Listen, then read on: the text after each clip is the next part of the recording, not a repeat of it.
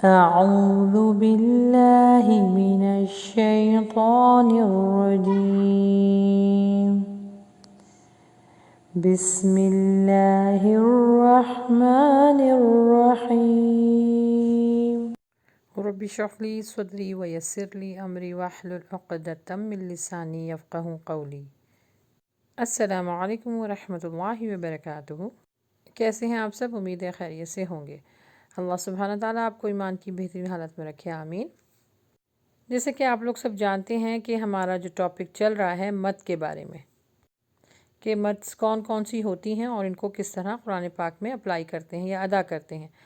اس سے پہلی والی ویڈیو ضرور دیکھ لیے گا، کیونکہ اس میں ہم نے آپ کو مد متصل کے بارے میں سکھایا تھا، جس کو مد واجب بھی کہتے ہیں، اور اس میں کچھ مثالیں دی گئی تھیں جن کو انشاءاللہ آپ اچھی طرح پریکٹس کریں گے تو مد متصل کے بارے میں آپ کو اندازہ ہوگا کہ اس کو قرآن پاک میں پڑھتے ہوئے کس طرح ادا کرتے ہیں۔ آج جو ہمارا ٹاپک ہے وہ بھی مد کے حوالے سے ہے، مد منفصل، اور اس کو مد جائز بھی کہتے ہیں۔ انشاءاللہ میں آپ کو یہ بتاؤں گی کہ مد جائز اس کو کیوں کہا جاتا ہے، تو اس ویڈیو کو آخر تک ضرور دیکھیے گا، کیونکہ انشاءاللہ ہم آپ کو اس ویڈیو میں سکھائیں گے کہ مد منفصل کیا ہوتا ہے اور اس کو کس طرح ادا کیا جاتا ہے اور اس کا کیا قاعدہ ہے، اور قرآن پاک سے کچھ ہم نے ورڈز لیے ہیں جن کے انشاءاللہ لے کر ہم خوب اچھی اس کی پریکٹس کریں گے۔ تو آئیے شروع کرتے ہیں۔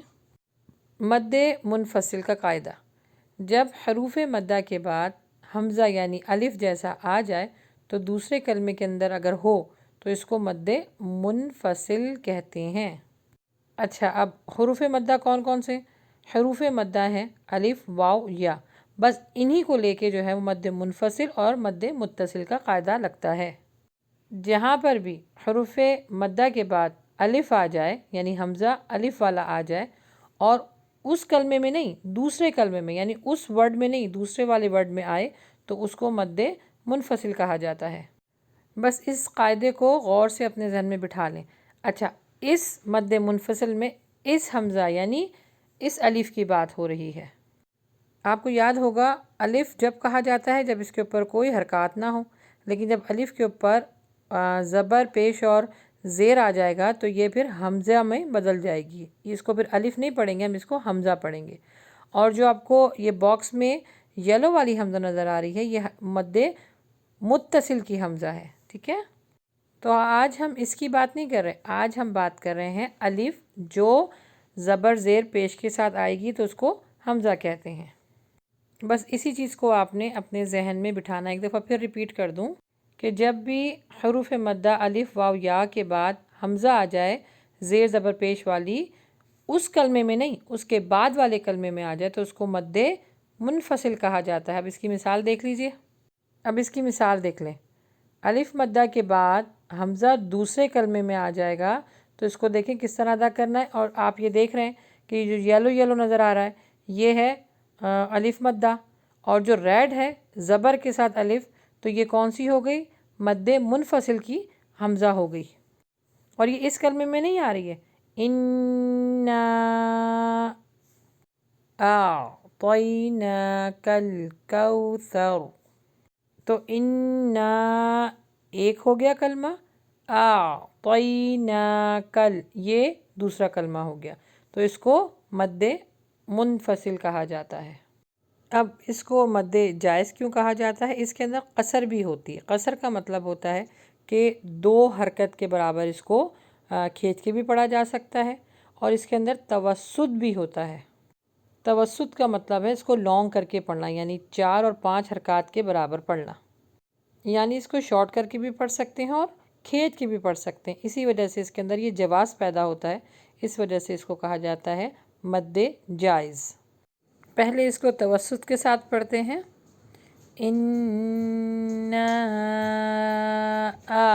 أَعْطَيْنَاكَ الْكَوْثَرَ، اب قصر کے ساتھ إِنَّا أَعْطَيْنَاكَ الْكَوْثَرَ۔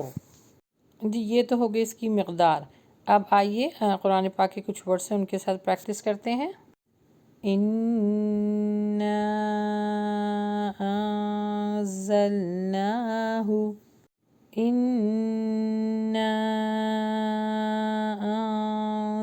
أَنزَلْنَاهُ، لا أقسم فأوحى إليه إلى إلهك. دوسری سلائڈ ہے آوا إليه یا أيها النبي التي أعدت في